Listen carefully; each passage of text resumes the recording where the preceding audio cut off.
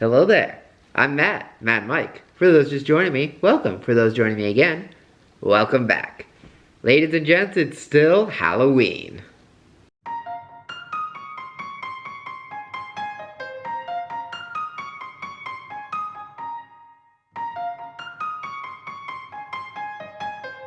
This year, I'm talking about two of the biggest icons in the world of horror, Dracula and Frankenstein. Well, now that Frankenstein is done with, it's time to talk Dracula. Written by Irish novelist Bram Stoker, Dracula was about a vampire who traveled from Transylvania to England to wreak havoc and feast on new blood. Once he is discovered, a small group of hunters led by Dr. Abraham Van Helsing go after him to prevent further bloodshed.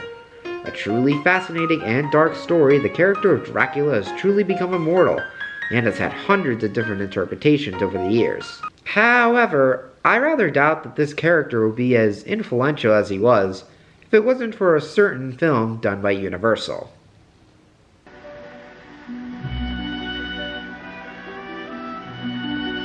Directed by Todd Browning and an uncredited Carl Fruin in 1931, Universal's Dracula is another interpretation of the story.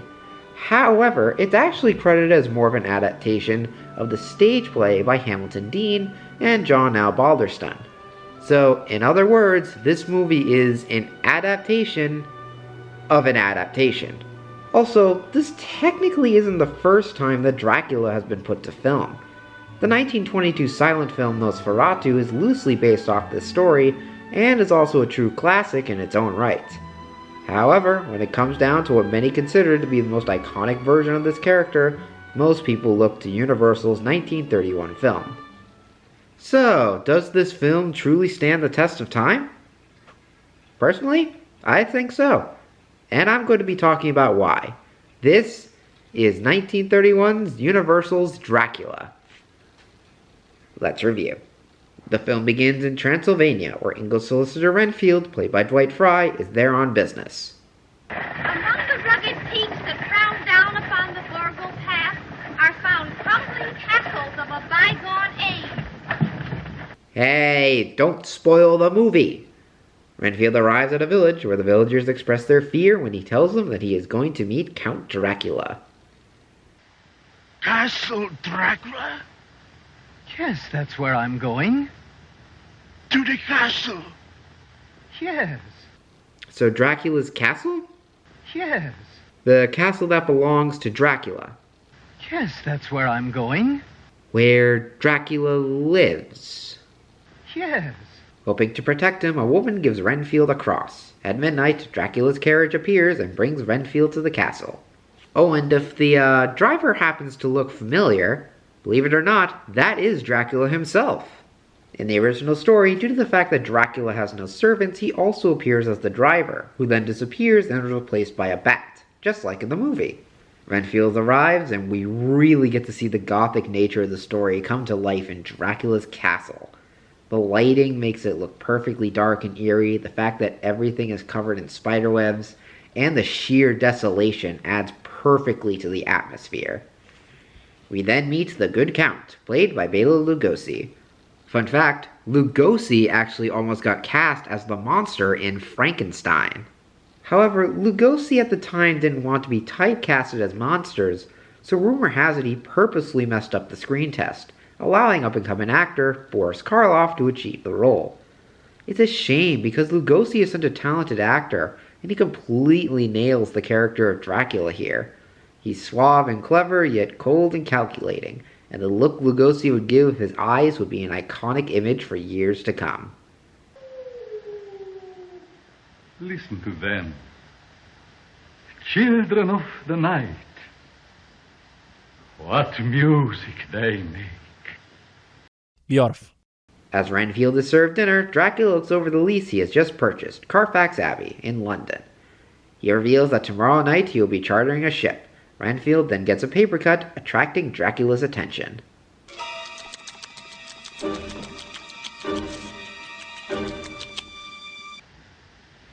Aren't you drinking? I never drink. Why? Yeah, me neither. I haven't really acquired the taste for it. Renfield prepares to go to bed, but is visited by Dracula's wives, who, by the way, are extremely downplayed in this story. I'll get to what I mean by that another time. Dracula then appears as a bat and hypnotizes Renfield, turning him into his slave. On the ship, Dracula hides in a casket while a now crazed Renfield watches over him. You will see that I get lives. Not human lives, but small ones. He loves her, sweet potato pie, pancakes piled up till they reach the sky. Dracula feasts upon the crew of the ship, leaving Renfield as the only survivor.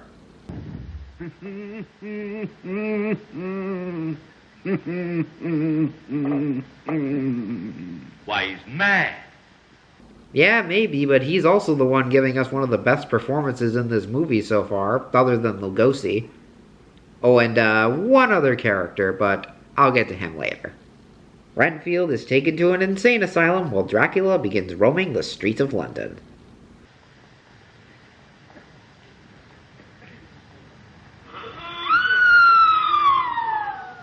Well, 'tis official. Dracula loves English food. Well, that's not good. Dracula goes to a theater to meet his new neighbors. The head of the sanatorium where Renfield is, Dr. Seward, played by Herbert Bunsen, his daughter Mina, played by Helen Chandler, Mina's fiancé John Harker, played by David Manners, and their friend Lucy, played by Frances Dade. The Abbey always reminds me of that old toast about lofty timbers. The walls around are bare. And even a man who is pure of heart and says his prayers at night may become a wolf when the wolf's bane blooms and the autumn moon is bright. Oh, wait, sorry, wrong movie, monster. Enchanted by Dracula, Lucy and Mina joke about how nice it would be if Lucy caught his attention. I wouldn't worry about that, Lucy. I'm sure Dracula's going to be seeing you again real soon.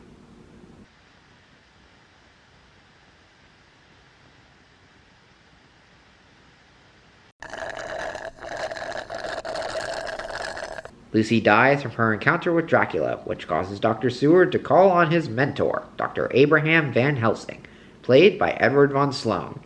After analyzing Lucy and Renfield's blood, Van Helsing comes to a startling conclusion. The vampire attacks the throat. It leaves 2 little wounds.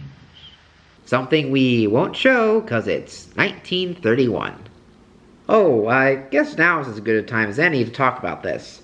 In case you haven't noticed, unlike Frankenstein, there is no background music in Dracula. Well, this was due to a couple reasons. The first was budgetary constraints, as they weren't able to pay for original music to be composed.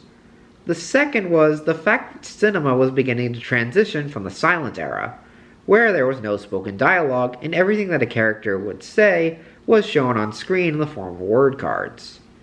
To be honest though, everything is so well acted and the atmosphere is so well put together that I think it would be a detriment to put music, even if the music worked. Van Helsing then investigates Renfield, suspecting him to have something to do with our vampire. As they're talking, they hear a howl outside. I hardly think there are wolves so near London. He thinks they're wolves.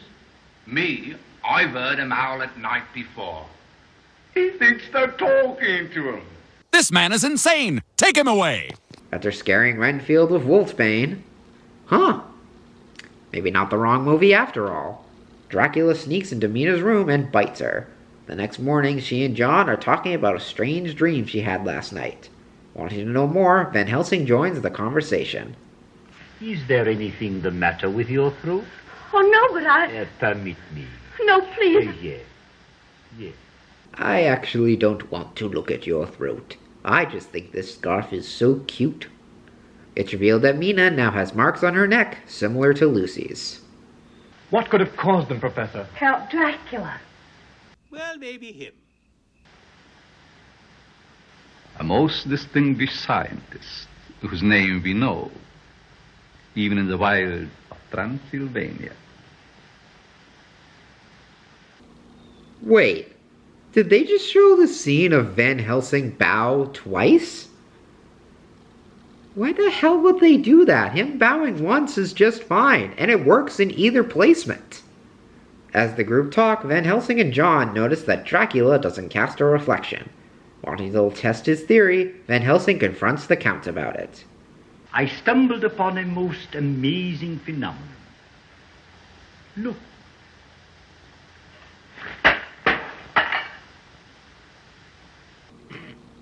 You know, considering all the memes out there in the world, I'm kind of shocked this face isn't one. Oh, what the hell, I'll be the first. Van Helsing now suspects that Dracula is their vampire. Renfield, who has escaped his cell, overhears this and puts his 2 cents in. Take her away from here. Take her away before. Once again, gotta give credit to Dwight Frye's portrayal of Renfield, as it's truly amazing. He's the perfect mix of sympathetic and insane, as he's clearly torn between his humanity and wanting to stop Dracula, and his insanity while under Dracula's command. It's a character and performance that truly stands the test of time. And of course, that freaking laugh.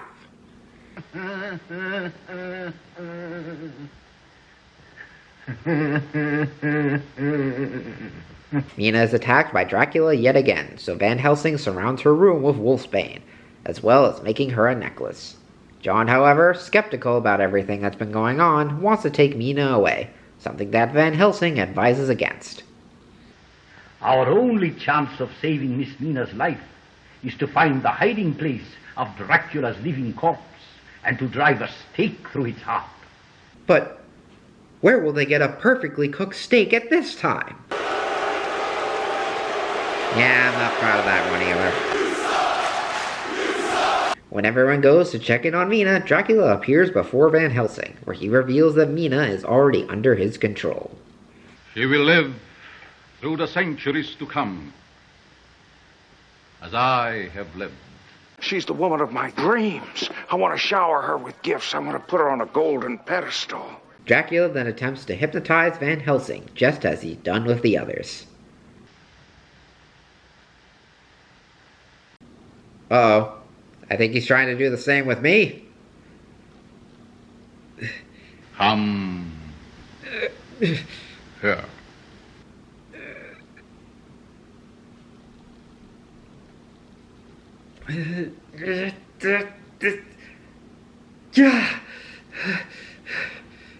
Your will is strong. You damn straight. Van Helsing drives Dracula off with a cross, but the damage is done. Mina attempts to seduce and bite John, only for Van Helsing to drive her away and reveal the truth. What's he done to you, dearie? Tell me. He came to me. He opened a vein in his arm, and he made me drink. Once again, it's 1931. Just take our word for it. Dracula once more sneaks into Mina's room, this time kidnapping her. Van Helsing and John see Renfield heading towards Carfax Abbey, so they decide to follow him. Master, I'm here. God damn it, I thought I ditched this loser. Dracula then kills Renfield for leading John and Van Helsing to his secret room. He then attempts to flee as the two break in. Unfortunately, Dracula is now right where Van Helsing wants him.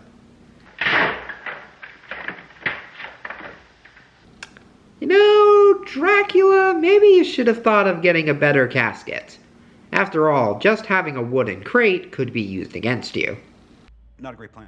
Van Helsing kills Dracula off screen, breaking the curse inflicted on Mina and ending the film. And that was Universal's Dracula. Without a doubt, it really does stand the test of time.